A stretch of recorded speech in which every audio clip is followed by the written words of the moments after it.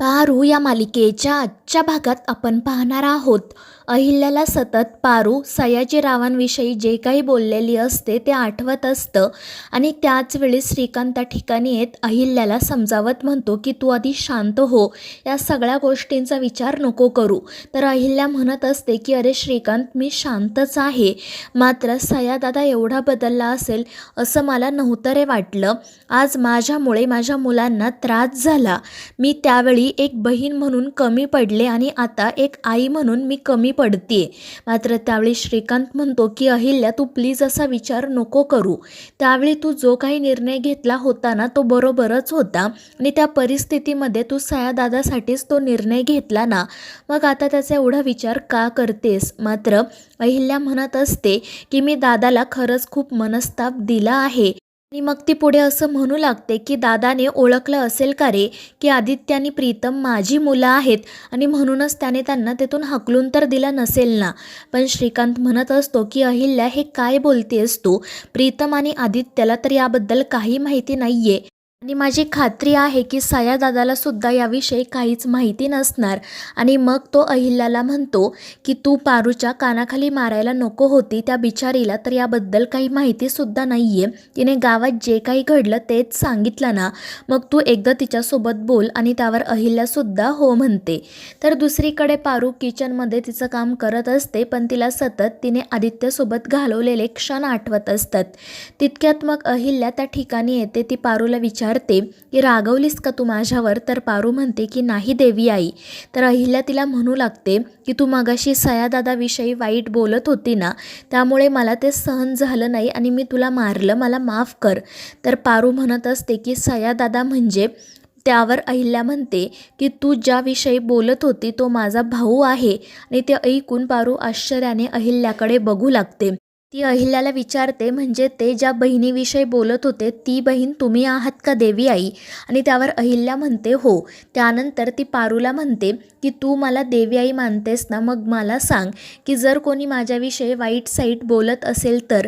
पण ती पुढे काय बोलणार त्याआधीच पारू म्हणते की तर देवी आई, मी त्या माणसाचा जीव घेईल, कारण तुमच्याविषयी मी असं काही ऐकू शकत नाही. तर अहिल्या हसून म्हणते, मग जशी तुझ्यासाठी मी आहे ना, तसंच माझ्यासाठी माझा सयादादा आहे.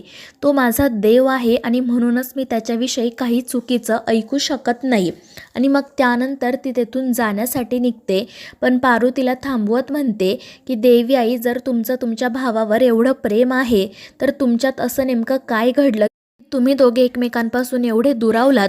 पण त्यावर अहिल्या काहीच उत्तर देत नाही आणि तेथून निघून जाते. त्यामुळे पारू काळजीत पडते. दुसरीकडे प्रीतम त्याच्या खोलीत असतो. तितक्यात दिशा त्या ठिकाणी येते. ती मुद्दाम प्रीतमच्या जवळ जाण्याचा प्रयत्न करत असते, पण तो तेथून जाण्यासाठी निघतो.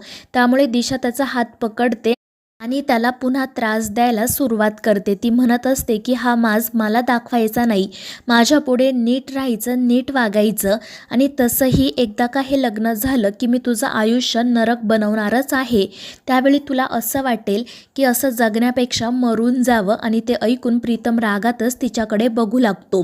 तर दिशा म्हणत असते की लग्नानंतर तुझं आयुष्य कसं होणार आहे ना, त्याचा डेमो मी तुला आत्ताच दाखवते. आणि मग ती तिच्या पायातली हिल बाजूला फेकून देते आणि प्रीतमला सांगते की जा आणि माझी हिल घेऊन ये. पण प्रीतम नकार देतो. त्यामुळे दिशा त्याचा हात पकडते आणि म्हणते की एकदा सांगितलेलं कळत नाहीये का. त्यामुळे मग नाईलाजाने प्रीतम तिची हिल आणायला जातो. तो त्या दिशाची हिल सरळ करतो. तर दिशा म्हणत असते की फक्त सरळ करू नको, माझ्या जवळ घेऊन ये.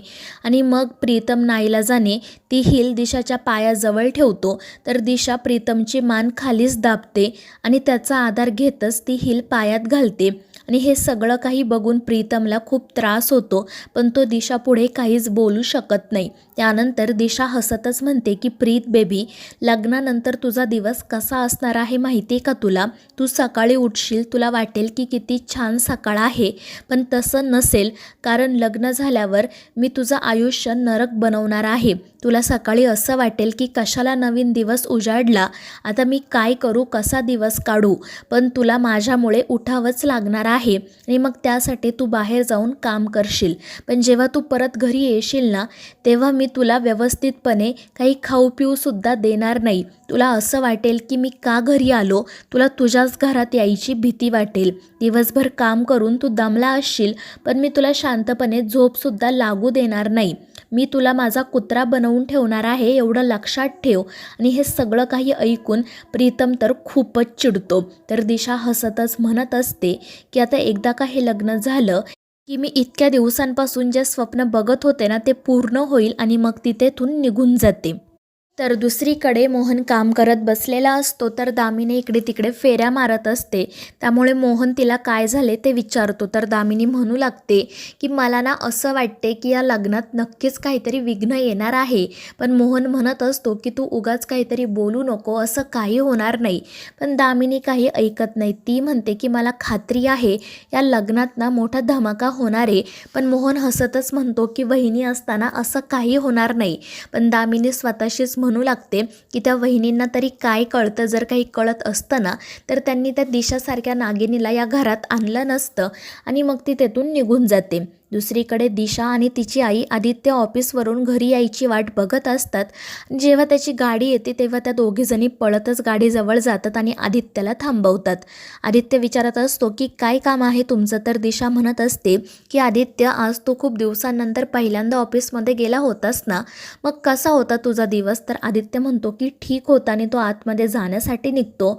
पण दिशा पुन्हा एकदा त्याला थांबवत म्हणते की मी जे काही कॉन्ट्रॅक्ट केले होते ते तू सगळे कॅन्सल केलेत का, आणि यामागचं रिझन काय आहे. तर आदित्य म्हणत असतो की तू जे काही कॉन्ट्रॅक्ट केले होते किंवा ज्या माणसांना कॉन्ट्रॅक्ट दिले होते ना, ती सगळी माणसं नवीन होती आणि आपल्याकडे जो आधीचा स्टाफ होता ना, तो खूप वर्षांपासून आपल्याकडे काम करतो, त्यांना एक्सपिरियन्स आहे आणि म्हणून मी त्यांना परत बोलावून घेतलं आणि तू जे काही कॉन्ट्रॅक्ट केले होते ना ते कॅन्सल केले. पुढे तो असंही म्हणतो की मी नीट चौकशी केली दिशा, तू अशा कंपनींना कॉन्ट्रॅक्ट दिले होते ज्या नुकत्याच सुरू झाल्यात. एक कंपनी तर अशी होती की तू ज्या दिवशी कॉन्ट्रॅक्ट दिलं त्याच दिवशी ती ओपन झाली होती. आणि मग तो दिशाला असंही सांगतो की तुझं लग्न आहे ना, मग त्यावर कॉन्सन्ट्रेट कर, बिझनेस बघायला आम्ही किर्लोस्कर आहोत, नको तिकडे तू लक्ष देऊ नको. आणि मग तो घरात निघून जातो. तर दिशाची आई दिशाला म्हणत असते की आपल्याला काहीतरी करायला हवं, हा आदित्य तर पेटूनच उठलाय, तो नक्कीच काहीतरी प्रॉब्लेम क्रिएट करणार. पण दिशा म्हणते की एकदा हे लग्न होऊ दे, मग मी या सगळ्यांना त्यांची बरोबर लायकी दाखवते. दुसरीकडे आदित्य त्याच्या खोलीत बसलेला असतो. त्याला सतत त्या दिशाचं वागणं बोलणं आठवत असतं आणि म्हणूनच तो चिडलेला असतो. मग पारू त्याच्यासाठी जेवण घेऊन येते. तर आदित्य तिला आग्रह करतो की तू सुद्धा माझ्यासोबत बसून जेवण कर. आणि मग त्याला गावाकडचे ते दिवस आठवतात आणि मग तो शेतात त्याने ज्या प्रकारे पारूला घास भरवला होता त्या प्रकारे इथे देखील भरवतो. त्यामुळे पारू खुश होते. ती सुद्धा स्वतःच्या हाताने आदित्यला जेवण भरवते.